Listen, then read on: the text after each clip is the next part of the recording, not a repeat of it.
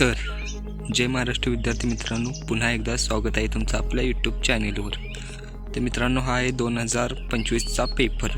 मित्रांनो, ही सराव परीक्षा क्रमांक 2 आहे. सराव परीक्षा क्रमांक 1 आपण टाकलेले आहे ऑलरेडी यूट्यूबवर. त्याला 20K पेक्षा जास्त व्ह्यूज आलेले आहे, सपोर्ट केलेला आहे, त्यामुळे धन्यवाद मित्रांनो. ही सराव परीक्षा क्रमांक 2 असणार आहे.